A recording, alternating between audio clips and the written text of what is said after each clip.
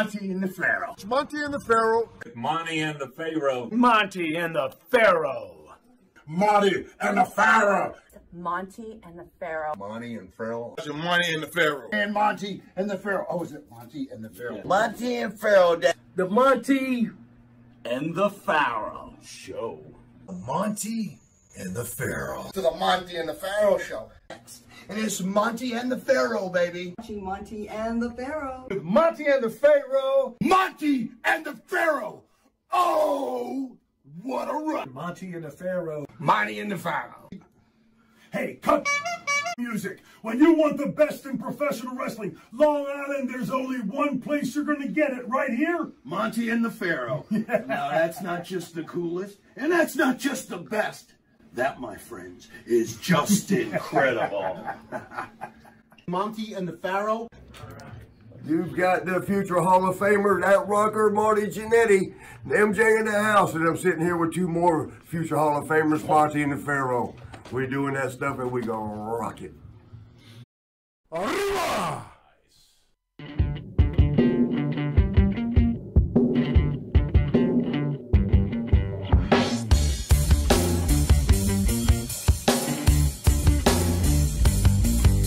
Straight to the top. We're living this life, not just dreaming it, we're doing it for it. Straight to the top. Working hard every day just to leave out that tower.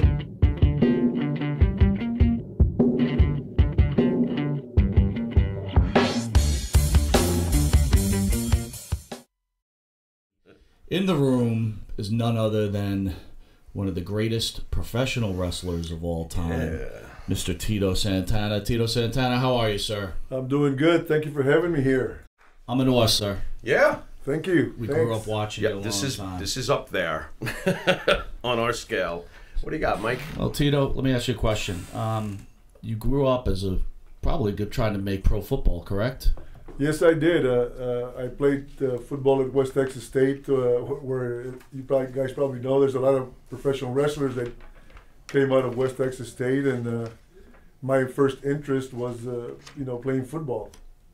So why professional wrestling? Well, the quarterback at West Texas State, I don't know if you guys remember, or I'm sure you remember him, because he's a big name also, Tully Blanchard. Of course. Tully Blanchard's father was a promoter in San Antonio. And my junior year, they planted the seed.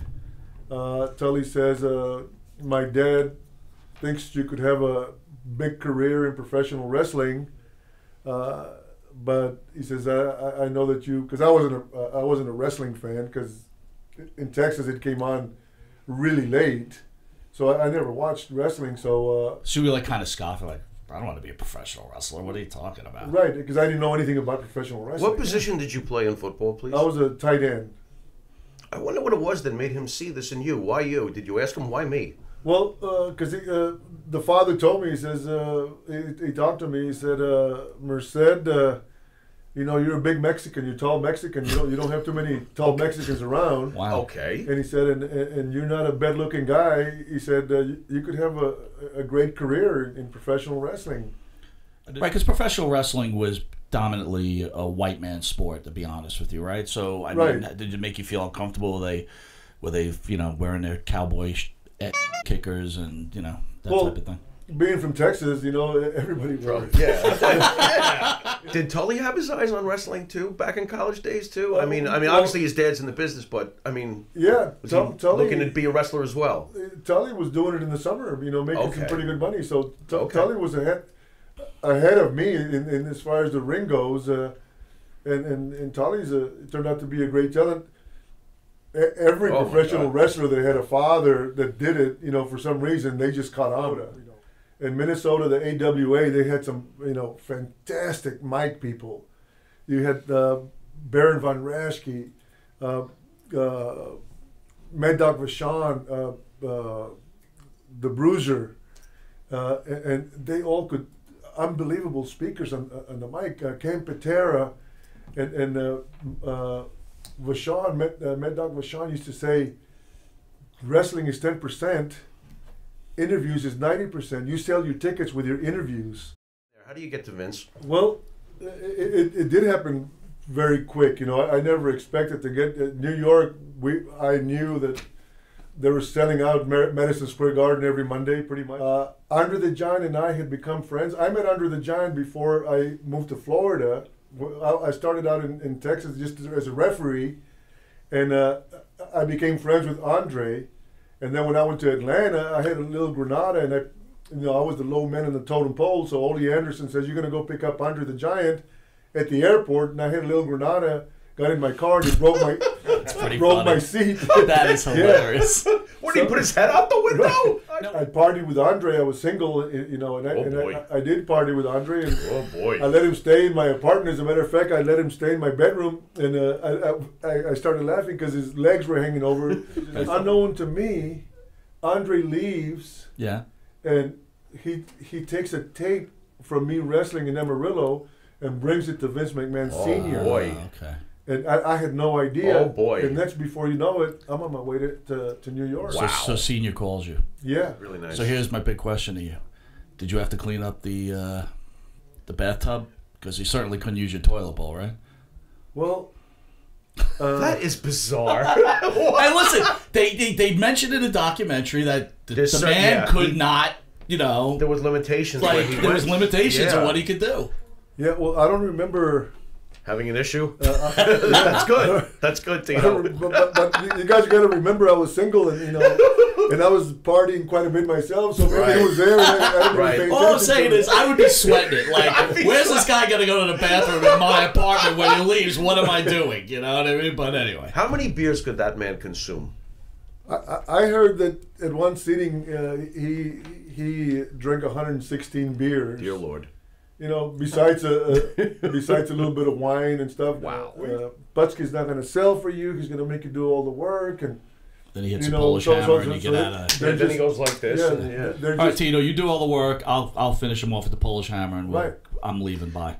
So he comes back, and fair enough. You know, I go talk to him, and I said, Ivan, I said, I mean, coming down. I said, everybody keeps telling me that, you know, that you're going to do this and this and this. And then he says, Tito.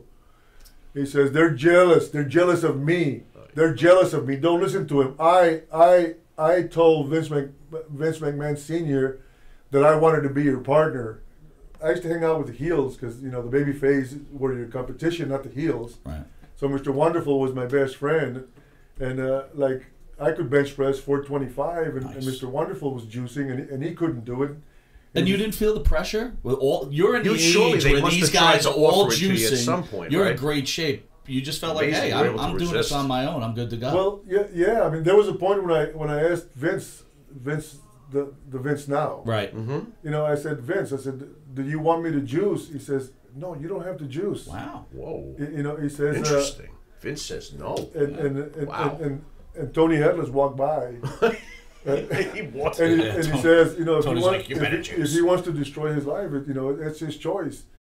Any thoughts on the AWA experience? Well, the transition for me was fairly easy because the style in the AWA, they had wrestlers there. You know, New York had the big guys. You know, they were used to the Bruno Sammartino wrestling big guys, and right. I mean, who was more powerful than Bruno Sammartino, benching 565 with, you know, natural also. Yeah. So the transition was easy for me.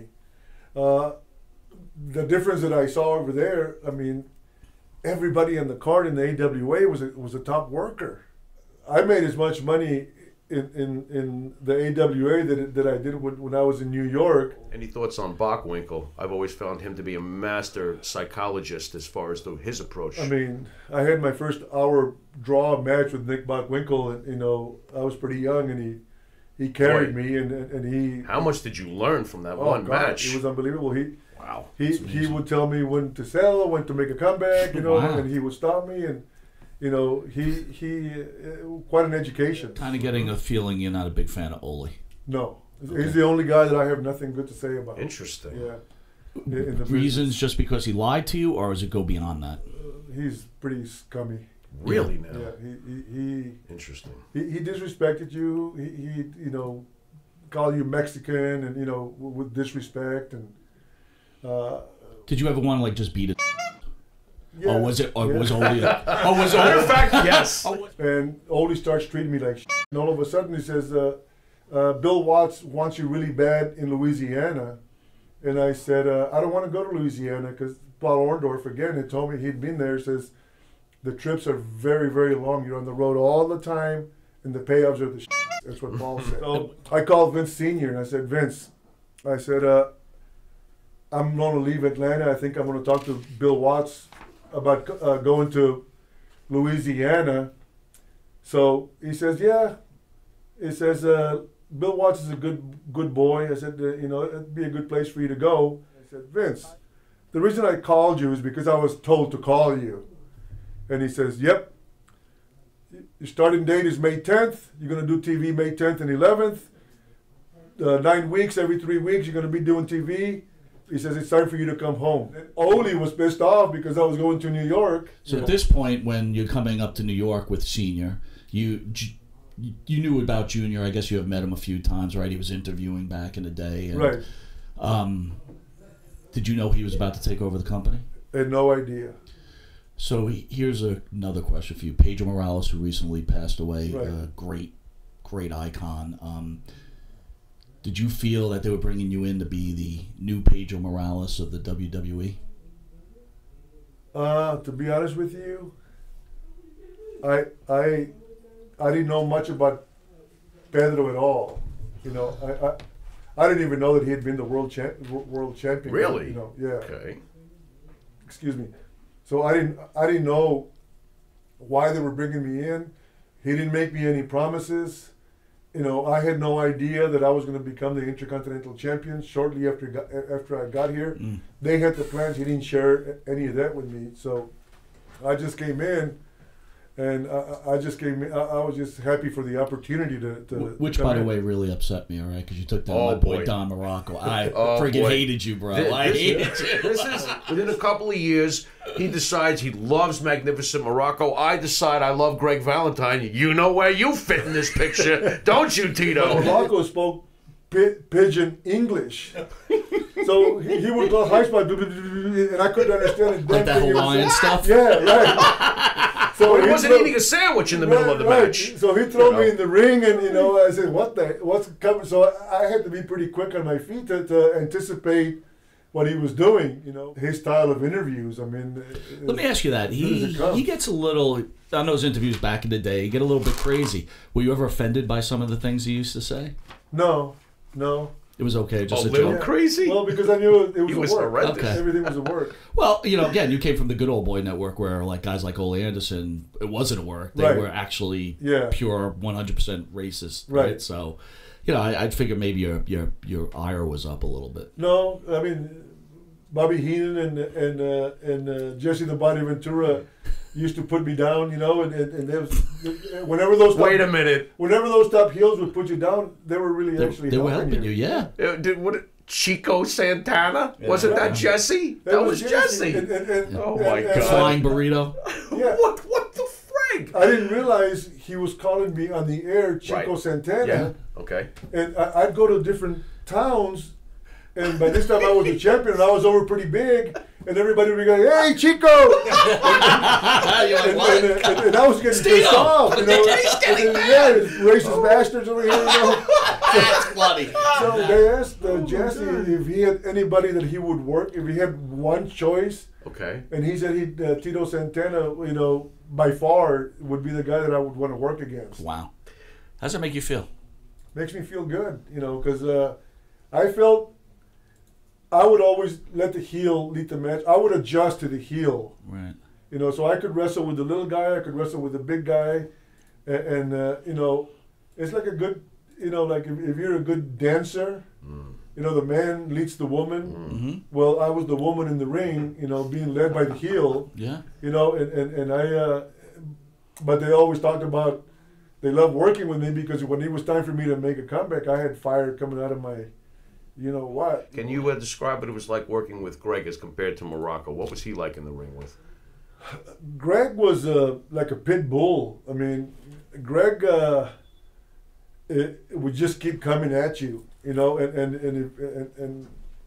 don't know if you guys remember, I was in there fighting for my life, you know. Bro, we remember everything. I remember we remember every match, everything you did. So yeah. So I was the one that decided, okay, I'm going to give him this much, and I'm going to fight back. I'm going to give him this much and fight back. But by that time, I could call stuff in the ring because I became. You've been around now. Yep. I became, you know, where I really understood the business and I understood my role as a babyface. So I could interject. I would call spots myself, you know. And were you ever asked to become a heel? No. When me and Rick Martel split up, Rick was gone for almost a year, and I heard he was coming back. And I asked Vince, I wanted to be a heel because I said, I'm a good worker. I think I had seen other babyfaces turn heels and they had done a pretty good job. I figured I could have another good run as a heel. And I asked Vince, I said, can I become the heel? Because then we're going to split us up. He says, no, you're going to stay the babyface. He says, I need you as a babyface. Well, they split us up and they really never did anything. They put the Matador gimmick on me, but they never really did anything with the Matador gimmick either. Right. So when you return to WWE, you meet Junior, right? You find out that he's going to take the business from Dad, right? Yep. Does he start sharing with you his overall, like, taking over the wrestling world? And at that point, do you agree with this kind of method, being that you grew up in the regions, you had a bunch of friends, you knew a lot of guys were going to get put out of business, or did you even believe he could do it? Well, he didn't start sharing that with us. The people that started sharing that, I remember Pat Patterson is the one that would come in and say, okay, our TV is going to go into Montreal, our TV is going to start going into Minnesota, our TV, you know, every 3 weeks, because we would do TV tapings, we'd find out we'd be going into, you know, different territories. You know, the move had begun. Terry Funk had told me that, he says, before you know it, he says, we're not going to be going into high schools anymore. We're going to be flying. It's going to be all over the place. And this was several Terry years. saw it coming. Yeah, several years before. Right. Here comes WrestleMania. Why did they choose you to open up the match? And were you excited to be against Playboy Buddy Rose? First ever match in WrestleMania and history. Thoughts on Playboy Buddy Rose? Nice. Well, Playboy Buddy Rose was a great talent, but he wasn't in the territory, and under the mask, it wasn't going to help any. You know, there was no heat there. Right. No heat between him and I. It was just a match. Right. I was in the middle of a feud with Greg the Hammer Valentine, where, you know, Greg and I were really selling out arenas, big arenas, with us in the main event, without Hogan being there. They put us in the card. You know, we had, I don't know how many return matches we had. You know, hour Broadways, time limit Broadways, and we were drawing some money. So all of a sudden, we have the biggest event that's taking place. I had no idea where it was going to go, and I'm in the opening match. Yeah. And I'm pretty upset, you know, because really, I'm pretty upset because you know. Now I'm opening up a card. You know, to me, somebody opened up a card. Yeah, back in the day, opening up a card with no heat, while in the meantime you were selling out shows with Valentine. Why am I not? Yeah, what was that? You know, why is my match not a big match in WrestleMania 1? And I'm pretty upset. I'm in the curtain, ready to go outside with an attitude. And right before I go through the curtains, Vince Jr. Walks up to me as I'm standing there behind the curtain, and he says, Tito, the reason I put you in the first match is because I need for you to go out and get the people off. He says, you're the one that can do it. Right there, I had a different perception of what my job was. And, you know, it changed everything. And now that I'm the first match in WrestleMania history. It was the biggest thing. It turned out to be one of the biggest things in my career. WrestleMania 1, what was the payday? They paid me dollars and cents. $7,500. Okay. For the opening match. And I was pretty pissed off. I would be pissed. Yeah, I'm right now I'm pissed off. I'm annoyed. I called the office. And what did Pat Patterson say? Come meet me in my back room. We'll have a talk. No, thank God. No. Oh, look at him. No, William, no. So, oh my God. I called the office and I talked to Jim Barnett. Right. Okay. And you know, I let him know that I wasn't happy about my payoff, and I ended up getting another check for $7,500. So I ended up getting $1,500. All right, $15,000. That's okay. You know, Yeah. I'm a little less annoyed, but I'm still annoyed. Vince McMahon Jr. Share your opinions of him. You already said Senior, stand-up guy, everybody loves him. Vern, I guess you had an okay relationship with. Junior? Junior was strictly a businessman. You know, a lot of people would come into New York and they'd have a run, and as long as they, and I saw it, you know, because I was here longer than anybody else, you know, at the time when I had my run, and I saw a lot of guys come and go. Oh, yeah. And the guys would come in and they were making money, you know, on top heels, and Vince was a great guy. But the run didn't last forever, and all of a sudden the run was over and Vince became a prick. You know, with me, I experienced that. Vince, when Vince dealt with the two top matches of the big cards, then they had the different agents that would deal with the other matches, you know, how to set them up. So for a long time, I was dealing with Vince, you know, when I was on top. On top. And, you know, Vince would make you feel like you were the most important person in the world.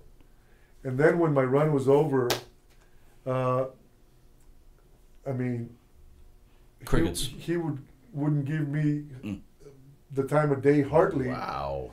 Other than hi and bye, but I realized it's because he's got to go set up the matches. Right. He's got to go take care of the TV. You know, he was in charge of the production.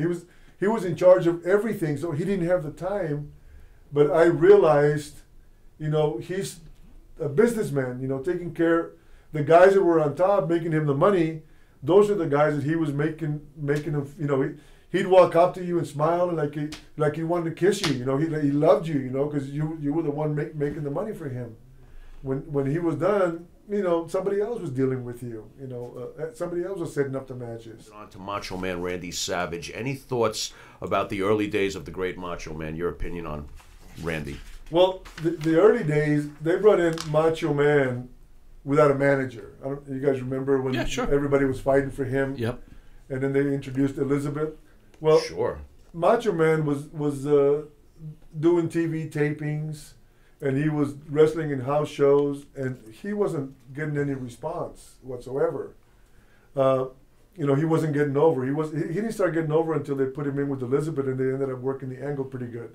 Wow. I worked with Macho Man in Detroit, and I let him call the whole match, and we didn't hardly get any response, which usually I would get a response, but I would put in my 2 cents. But I wanted him to see. I let him do the whole match. There wasn't that many people there. So after the match, I talked to him and I said, Randy, I said, I threw more drop kicks tonight than I've had probably in the whole year here. Right. And I said, and you notice that they didn't.